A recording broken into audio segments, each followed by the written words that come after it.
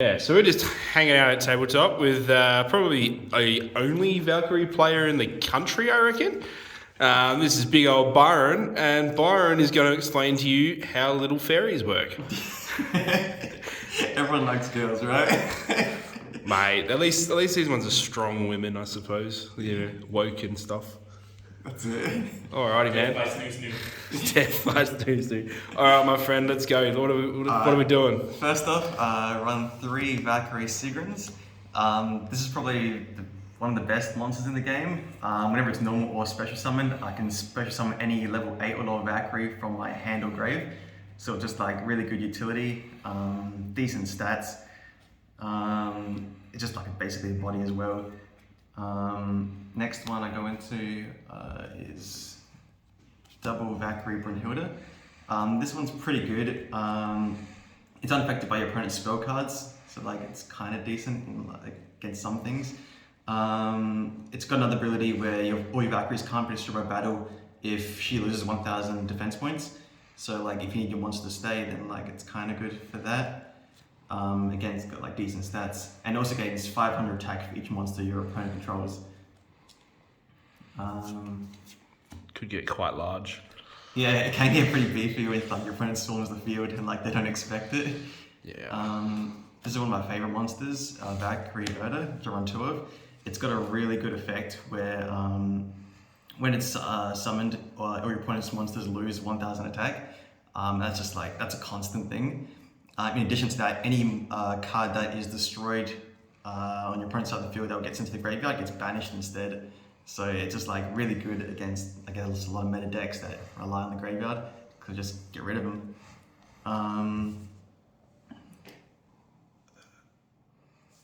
You can only control one of those on the field at any time though, so you can't have multiple Erdas. But yeah, I like it just because you can banish things and just like it's good field presence. I run 1 Valkyrie Burst and 1 Valkyrie's Weight, just for a bit of utility. Her effect is if she's summoned, I can destroy 1 monster my opponent controls, so just like an easy pop. Then this effect is its quick effect. I can banish 1 monster from my opponent's grave, and its attack becomes the banished monster's attack, which is decent for just like getting rid of a key combo piece from the opponent's grave, and also beefing my attack up if I need to.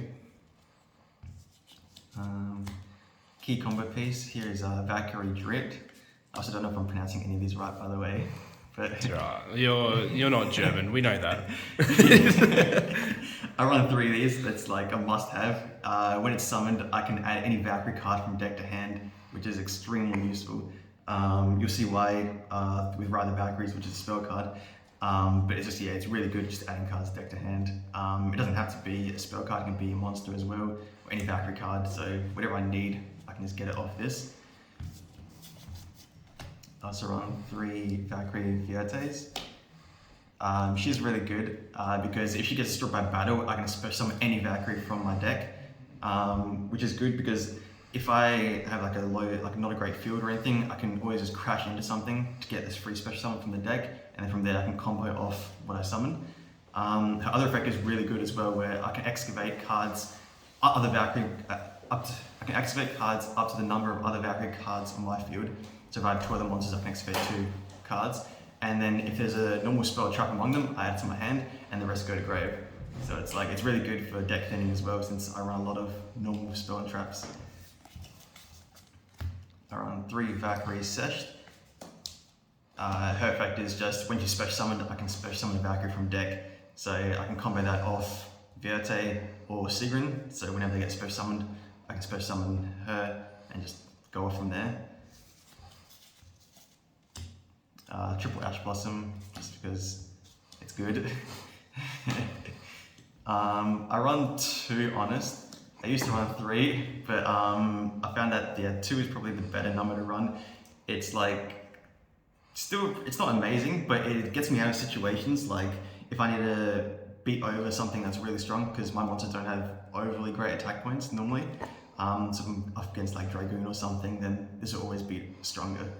as long as I bait out the negate. I do remember you dropping that on me when I doubled a UCT attack one day and hit me for like 10k. So that was awesome.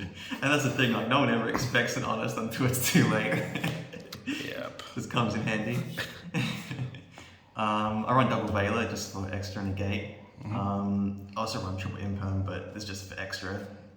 If it's too like versing something that doesn't need it, then I normally side these out.